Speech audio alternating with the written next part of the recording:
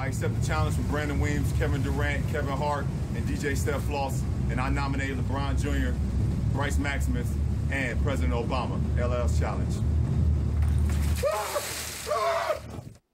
LeBron James taking the challenge to help fight ALS, the degenerative disease that attacks nerve cells in the brain. It slowly takes away the ability to walk and to talk, while mental capabilities remain perfectly intact. The life expectancy, 2 to 5 years. This is the story of one man's fight against ALS and how he turned his fight into a challenge that has all of us dumping buckets of ice on our heads. Here's Tom Rinaldi with this SC feature by Verizon.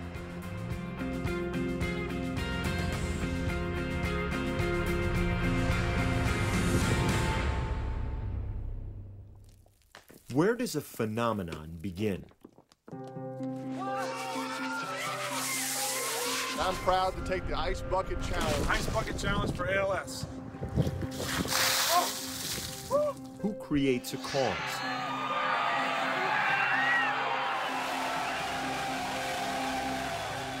How does a movement start? This starts with one challenge. This challenge was started by Pete Frates. Pete Frates, Boston College. With one man. I am doing this in honor of Pete Frates. Pete Frates. With one name. My name is Pete Frates. I'm 27, and I was recently diagnosed with ALS, or as it's more commonly known, Lou Gehrig's disease. I think about the video clips of Lou Gehrig Day, July 4th at Yankee Stadium. You watch him take some of the trophies and plaques that were given to him that day. You notice he doesn't hold them up and smile and say thank you. They hand them to him and he directs them right to the ground because he wasn't able to hold them up. Today, I consider myself the luckiest man on the face of the earth.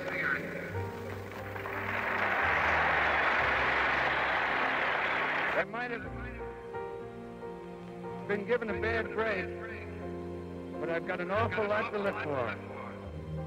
Thank you. And if you watch the little subtleties of how he walks around, his balance is very fragile.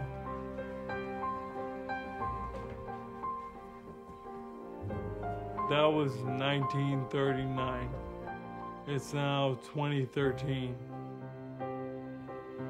You could have put me in that film and it would have looked the same, felt the same. The disease thing is the exact same it was all those years ago. So I think, what's wrong with this picture? It seems absurd to us that since Lou Gehrig's time in the 1940s that there's no effective treatment for this disease, and if we can get the cure, that would be an absolute miracle, and that's what we're really praying for. There it is. But we're hoping for an effective treatment. If we can just stop it the way it is right now, I think all of us would be, we can live with this. But to realize that you can't, I want to be on the field again. I don't know what you're talking about. Frates is swinging the bat today with an awful lot of confidence. As a hard-charging outfielder, Pete Frates was the team captain at Boston College in 2007. And that is hit high and deep. He had power, he could run, he could throw. He was never going to get beat for lack of effort. That's a grand slam home run for Peter Frates. The same way you hear about Lou Gehrig coming to work every day, playing hard every day. That's where a lot of that foundation was laid for him to be voted captain, was who he was every day. A lifelong Red Sox fan, his finest moment in baseball came in one at-bat on his favorite field. Playing at Fenway is just, a dream come true for any kid growing up around here. I don't know what it was, happened to be locked in that day. I went 4-4, hit a home run at Fenway. 4 years after graduating, Frates was playing in a men's league in Boston in 2011 when he sensed something was wrong with his body. In March of 2012, after months of guessing, a neurologist delivered the news. He literally put his hands on his knees and he looked straight at Pete and he said, "Honestly, I don't know how to tell a 27-year-old this." And I was like, what is he going to say? And then he said, "Pete, I believe you have ALS." I will tell you that not soon after I fell to the floor, I just started screaming, "Oh my God, my son's going to die." It's a disease that, it's not like the main ones you hear about every day, so it's for a young guy like myself to be diagnosed. Hopefully I can use my youth and the networks that I'm part of to promote some awareness. I've always kind of been a positive guy. For me, it was, okay, here's what we're dealing with, let's go to work. That spring, Pete made a choice. He would attack the disease. He would make a difference. He would make his fight matter. Peter, you see this, you know the prognosis. You live with hope that something can be done. But just give me a sense of how you look at the future. My outlook on the future right now is very unclear. I had some, as we all do, plans of grandeur, of having a family, the white picket fence, having a great job, things of that nature. Right now, that's not certain for me. Now, head coach Mike Gambino will present Pete with his framed jersey on behalf of Boston College and the entire BC baseball family.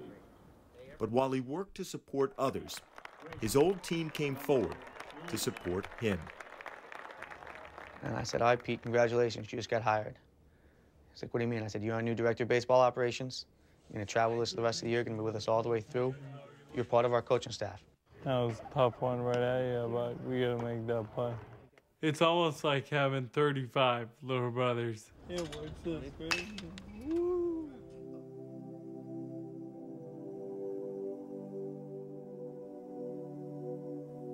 No, it's really cool to see them ask questions, genuinely want my opinion, and almost, just look at me as an equal, as part of the team. As Pete's physical condition deteriorated, he continued to fight toward a cure. In March 2013, he earned an audience with the Food and Drug Administration in Washington with a simple goal: more attention and more action. We all know the 2 to 5 year lifetime expectancy with a person with ALS is completely, utterly unacceptable. I ask of you, let's speed up the process. Let's work together, and let's get this disease a thing of the past. Thank you.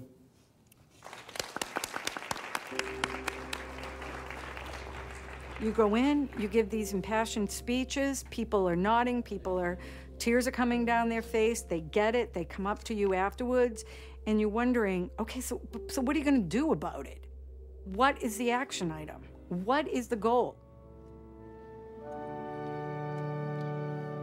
Some goals are more personal than others.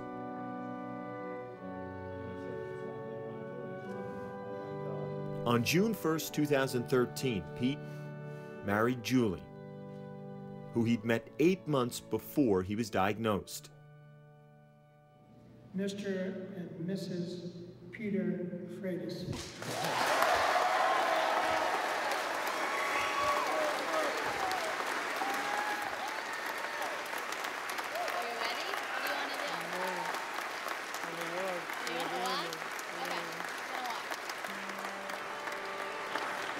Now almost entirely confined to a wheelchair, Pete walked her down the aisle. I just love him, and that's that. And Pete's always telling me it's gonna get worse before it gets better. And I'm like, haven't we had the worst yet? Like, this is it, okay, enough. Like, can it get better now? It's hard to just watch someone you love so much just you know, their body is just failing and there's really nothing I can do about it. There's nothing the doctors can do. It's not even that I can't do anything. That's incredibly frustrating.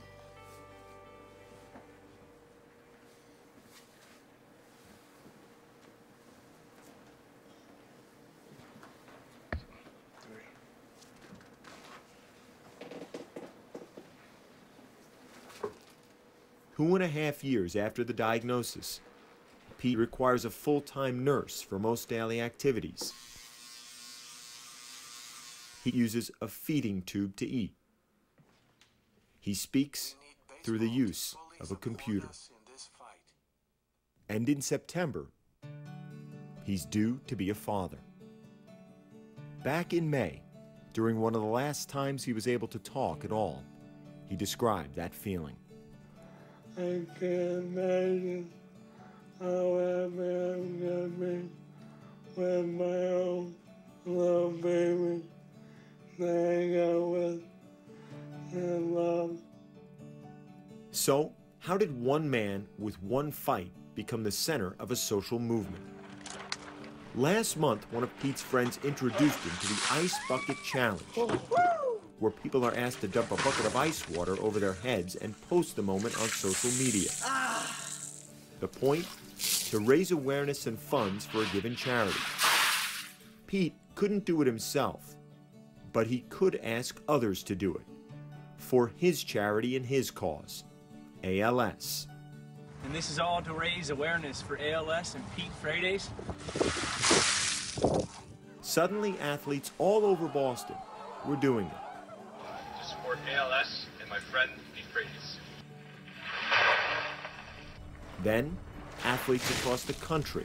Hi, I'm Sidney Crosby, and I accept Ice Bucket Challenge in support of all those with ALS, especially Pete Frates. Then, teams. All right, JT here. Celebrities. 1, 2, 3. Over the head. Families. Everybody.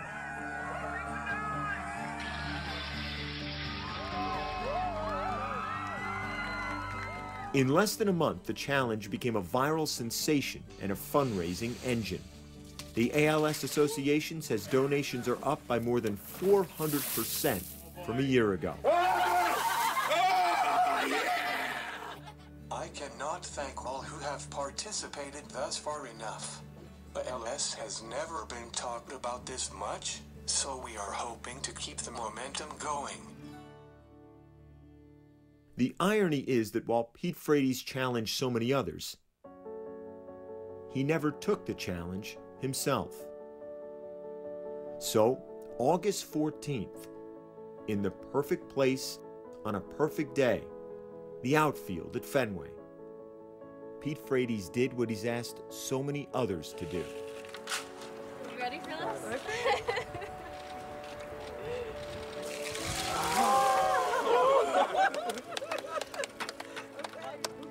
Pete Frates and those who love him know the challenge goes on. But thanks to him, now, so many others know it, too.